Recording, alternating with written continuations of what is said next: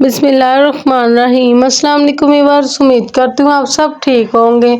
अल्हम्दुलिल्लाह मैं भी खैरियत से हूँ। तो आप लोग देख रहे हैं अमन फूड सीक्रेट। तो यहाँ पर आज बहुत ही कमाल की रेसिपी बनने जा रही है, बहुत ही मज़ेदार। आप खाने से हाथों को रोक नहीं पाएंगे, इतनी मज़ेदार बिल्कुल रेस्टोरेंट स्टाइल अंडा कोफ्ता बनाकर तैयार करेंगे। तो चले आए रेसिपी की तरफ चलते हैं।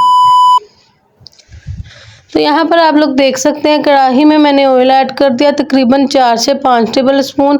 यहाँ पर 2 से 3 मीडियम साइज़ के प्याज थे, 2 मीडियम साइज़ के टमाटर, 7 सब्ज़ मिर्चें, 5 से 6 जवे लहसुन के, आधा इंच का टुकड़ा अदरक का। इनको हम अच्छी तरह से सॉफ्ट होने तक पका लेंगे। सॉफ्ट होने तक इसको क्यों पकाएंगे, इसकी हम ग्रेवी तैयार करेंगे। इतनी मज़ेदार, मुलायम और बहुत ही मज़ेदार बनकर तैयार होगी रेस्टोरेंट स्टाइल बिल्कुल। तो इसको हम सॉफ्ट होने तक पकाएंगे, हिलाते जुलाते हुए। हाई टू लो फ्लेम पर इसको हमने सिर्फ सॉफ्ट करना है, ज़्यादा नहीं पकाना। तो तब तक मैं आपको दिखाती जाऊँ। यहाँ पर मेरे पास फ्रोज़न कोफ्ते हैं। कोफ्ते मैंने एक दिन पहले बनाए थे, तो इस तरह से मैंने पैकेट में डालकर रख दिए थे। इसको जिपलॉक वाला पैकेट है, इसके अंदर डालकर इसको इसी तरह से मैंने फ्रीज़ कर दिया था। तो इसलिए आपको दिखा रही हूँ, 10-15 मिनट पहले इसको निकाल लेंगे फ्रिज से बाहर, और इसको आगे आपको फ्राई करने का तरीका बताऊँगी। बहुत सॉफ्ट और नरम और जूसी बनकर तैयार होंगे। तो यहाँ पर आप लोग देख सकते हैं जो मसाला है वो सॉफ्ट होना शुरू हो चुका है। 1 से 2 मिनट तकरीबन मज़ीद इसको पकाएंगे हिलाते जुलाते हुए। हाई टू लो फ्लेम पर ही ये काम करना है, ज़्यादा तेज जो आग है, आंच है, वो नहीं करनी, नहीं तो नीचे लग जाएगा तो टेस्ट अच्छा नहीं आएगा। तो इसी तरह से हिलाते हुए इसको सॉफ्ट कर लेंगे, नरम होने तक पका लेंगे। तो तकरीबन 3 से 4 मिनट लगेंगे इस काम को। आपका ये बहुत ही आसान तरीके के साथ हो जाएगा। अब कोई इसके अंदर और मसाला ऐड नहीं करना, कुछ भी नहीं डाला। तो सॉफ्ट होने के बाद क्या करेंगे, इसको निकाल लेंगे। तो यहाँ पर इसको देखें, अच्छी तरह से मसाला जो है वो सॉफ्ट हो चुका है। तो एक प्लेट में इन सारी चीज़ों को हम निकाल लेंगे। देखें बिल्कुल सॉफ्ट हो चुके हैं, प्याज भी, टमाटर वगैरह सारी चीज़ें। तो इस तरह से ऑयल ड्रेन करते हुए हम इसको निकाल लेंगे। इस तरह से चम्मच की मदद से सारा मसाला निकाल लिया। तो उसी ऑयल के अंदर मैंने ऑयल और ऐड कर दिया, तकरीबन 1 से 1.5 कप ऑयल का और ऐड किया, और हल्की आंच पर इसको मैंने 3 से 4 मिनट कोफ्तों को पकाया है। अभी इनको छेड़ा नहीं है। अभी मैं आपके सामने इनकी साइड चेंज कर रही हूँ। 3 से 4 सेकंड जो है आपने कोफ्तों को बिल्कुल भी नहीं हिलाना जब तक इसके नीचे हल्का सा गोल्डन कलर नहीं आ जाता। नहीं तो फ़ौरन से आप कोफ्ते डालकर हिलाना शुरू कर देंगे तो कोफ्ते बिल्कुल ही टूट जाएंगे। तो बहुत ही एहतियात के साथ इनको आप लोगों ने साइड हल्के हल्के हाथ से चेंज कर लेनी है। आप लोग देख सकते हैं कोफ्ते बिल्कुल फ्राई हो चुके हैं। तो इस टाइम पर मैंने क्या किया, इस टाइम पर जो मसाला था उसको बिल्कुल ब्लेंड कर लिया, ग्राइंड कर इसके अंदर क्या ऐड कर दिया, नमक ऐड किया। यहाँ पर सूखा धनिया 1 चम्मच भरकर ऐड कर दिया। आधा चम्मच जो है मैंने पिसी हुई लाल मिर्च ऐड कर दी। 3 चीज़ें सिर्फ ऐड की हैं इसके अंदर। 1 चम्मच नमक ऐड किया, 1 चम्मच पिसा हुआ सूखा धनिया ऐड किया, आधा चम्मच जो लाल मिर्च ऐड की, क्योंकि हमने सब्ज़ मिर्चें भी डाली हैं और आगे मज़ीद भी काली मिर्च, गरम मसाला भी ऐड करेंगे। तो स्पाइसेस आप अपने टेस्ट के हिसाब से डाल सकते हैं। तो मसाले को अच्छी तरह पकने तक, भूने तक पका लेंगे। तो यहाँ पर साथ साथ हल्दी भूल गई थी मुझे, वो भी ऐड कर देंगे। तो हल्दी भी ऐड कर दी मैंने इसके अंदर, और थोड़ी सी लाल मिर्च और ऐड कर दी। थोड़ी सी मुझे कम लग रही थी, मैंने इसलिए थोड़ी और ऐड कर दी। आधा चम्मच ज़ीरा भी ऐड कर देंगे। तो 1 मोटी दालचीनी का टुकड़ा ऐड कर देंगे, और अब मसाले को अच्छी तरह से पकाएंगे। अच्छी तरह से भूनेंगे इसको। ऑयल जब तक सेपरेट नहीं हो जाता तब तक इसको पकाएंगे बहुत ही अच्छी तरीके के साथ।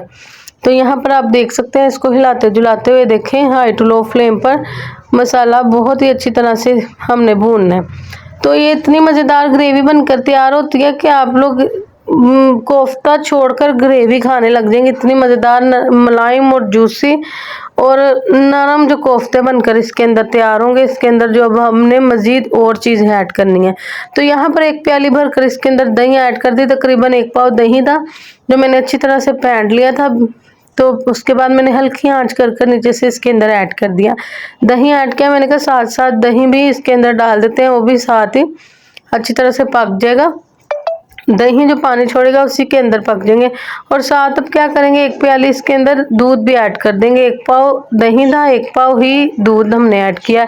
इसके साथ क्या होगा, जब हम इसके अंदर कोफ्ते डालेंगे, कोफ्तों के अंदर क्रीमी सा फ्लेवर आएगा और अंदर से बिल्कुल नरम और जूसी बनकर तैयार होंगे, ऐसे मुंह में घुल जाने वाले।